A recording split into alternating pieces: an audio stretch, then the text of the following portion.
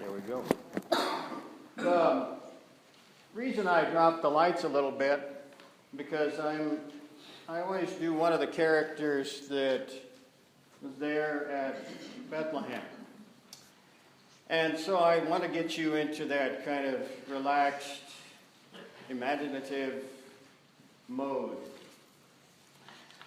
So last year we had Nehemiah, and you heard about Claude. Claude was the town cat in Bethlehem. Well, he was more than the town cat. He was the Lord of Bethlehem. No cat, no dog for that matter, would even challenge Claude. He was one of these big yellow tomcats. Big, tall, had one ear missing and a big scar across his face. When the other cats saw him coming, they would duck down the alley or another place and just disappear. Claude knew every street, every alley, every building in Bethlehem. He knew every hole or crack in a wall that he could squeeze through. He knew every little hole under all the houses that he could sneak under to go after his prey. While he was out patrolling, there were some stops that he liked to make.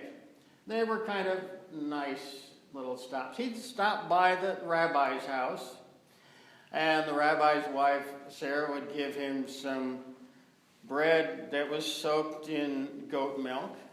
He loved that.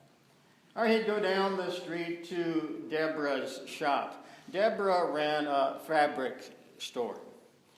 So there was all kinds of colors of fabric, and purple and red and all of those.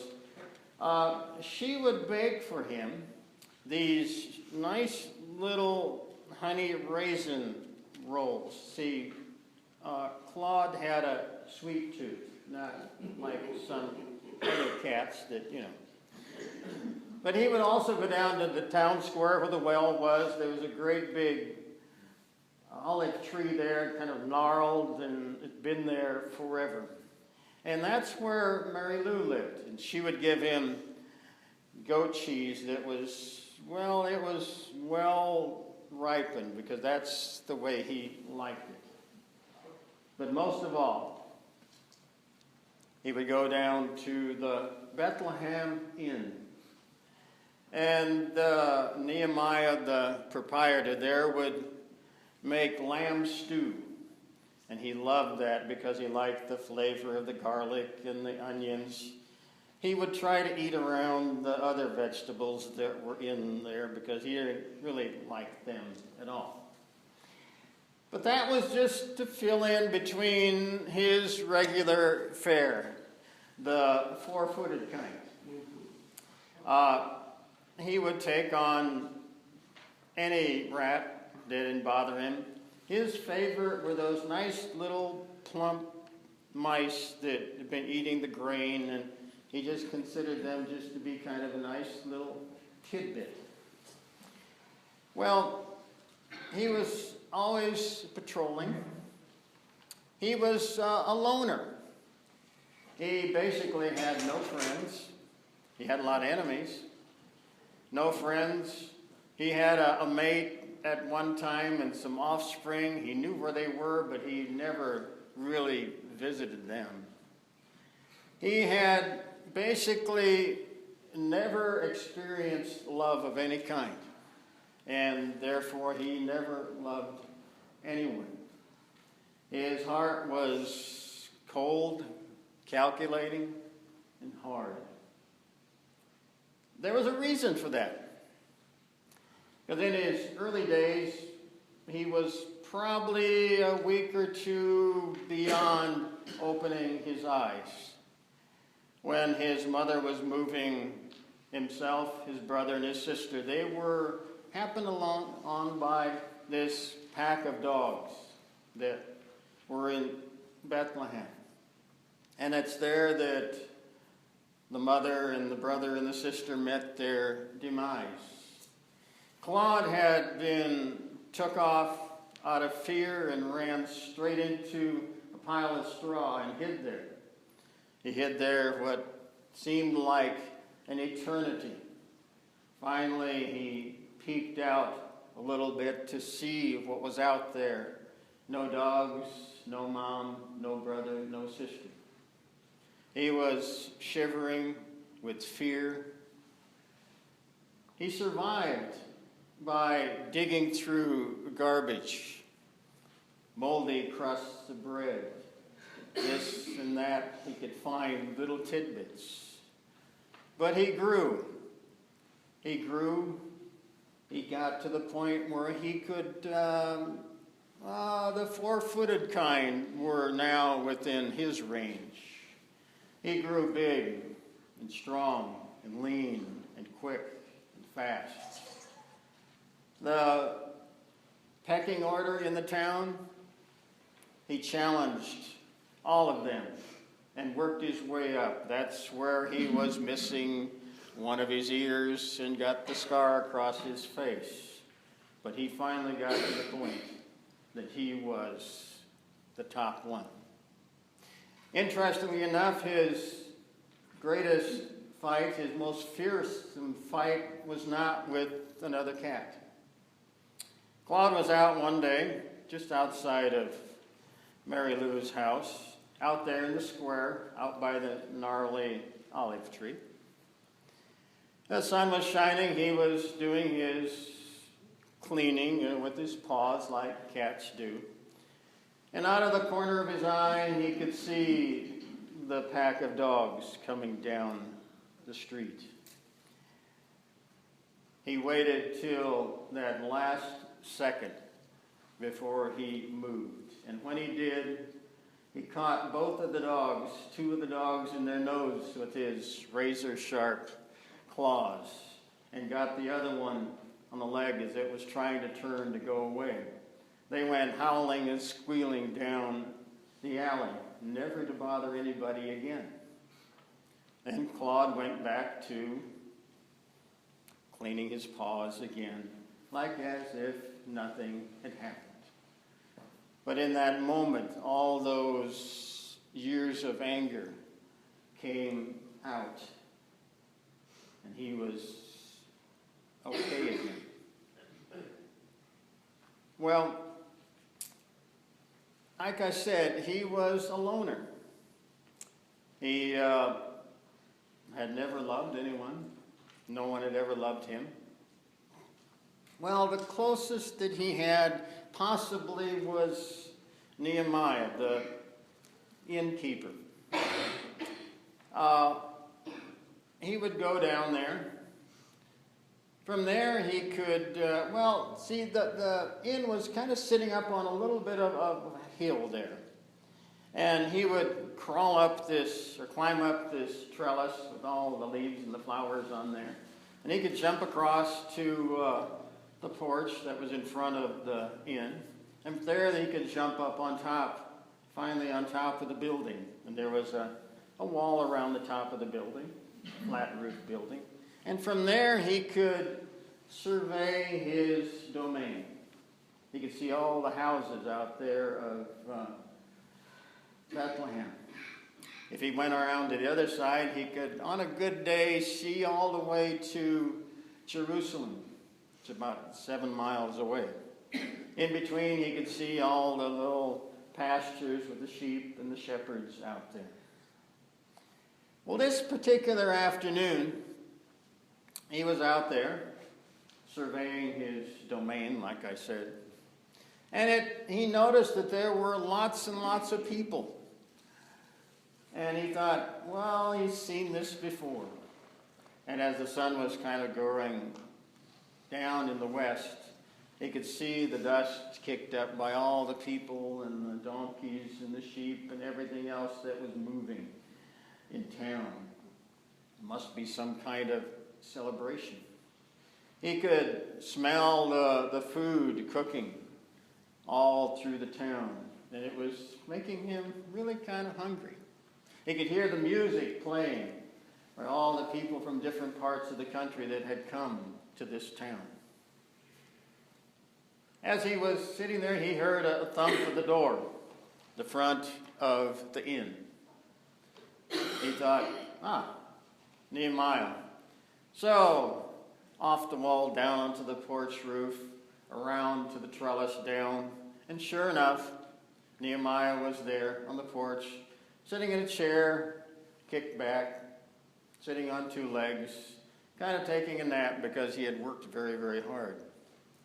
So Claude kind of got cozy up there in the sunlight and curled up a little bit. Was just about going to sleep when, excuse me. Oh, Nehemiah's chair came down to the crash. Claude up the trellis on top of the porch to see what was going on. He peered over, and there, a young man, a donkey, carrying this young lady.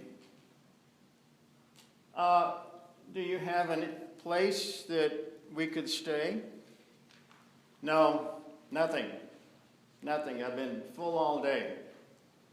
So the young man and the lady turned away.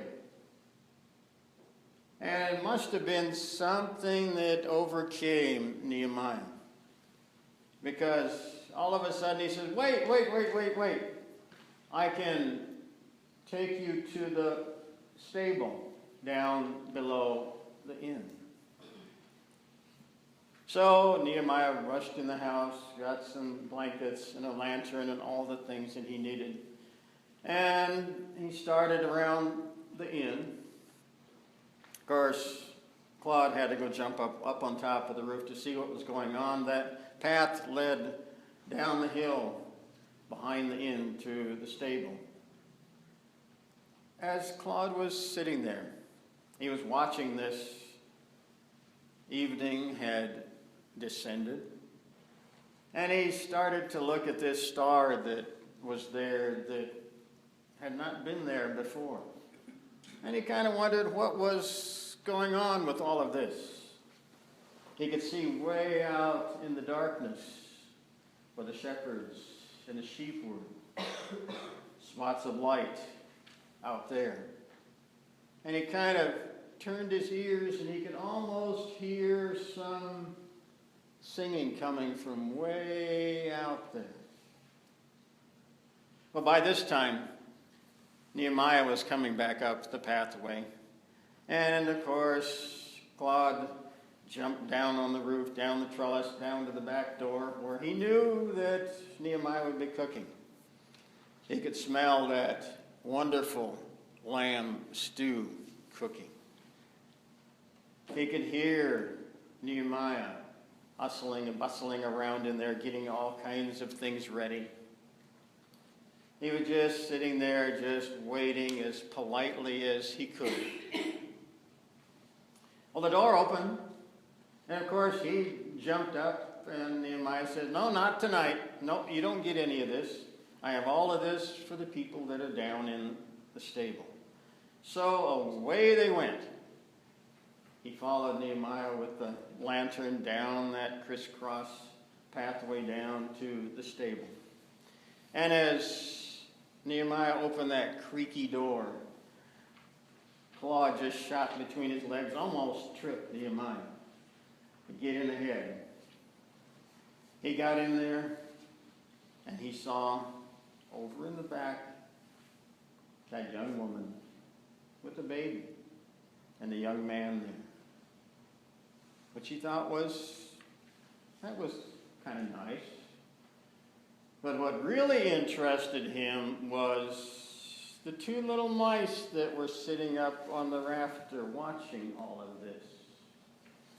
So he went back to the backside of the manger, up one of the posts that was there, onto another rafter, and he was stealthily sneaking across there just to get within range where he could make one leap and he would have lunch.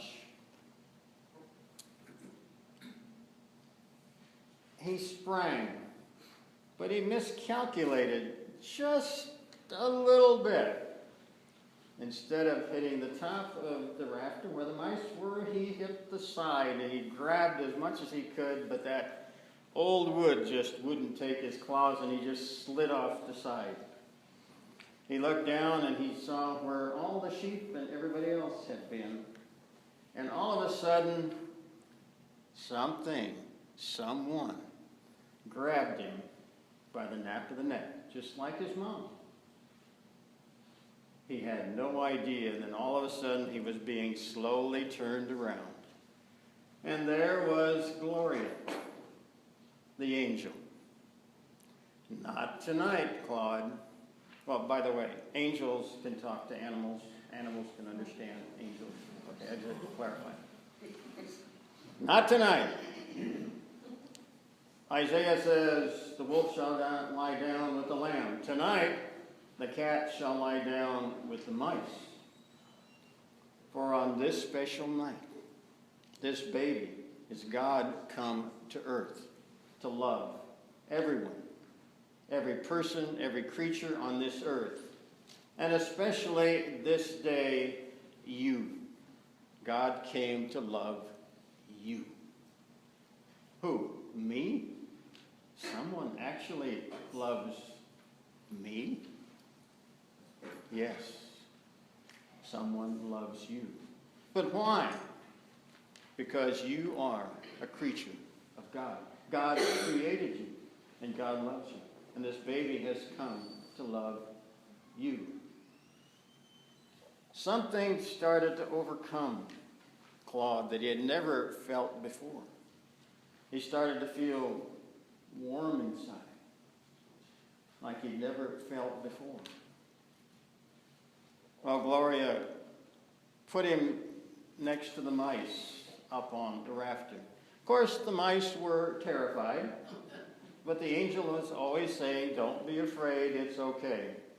So there was Claude and the two mice, Claude sitting there, all tucked in, tail curled around him.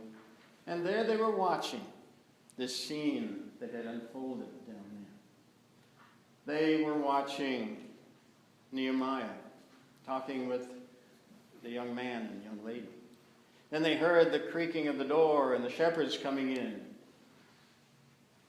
They went over to glorify this baby. And then they left. Nehemiah turned to leave and said, I must leave you alone. And so Claude jumped off of the rafter down to some straw, bounced onto the ground, threw Nehemiah's legs as he opened the door. And as they were walking away,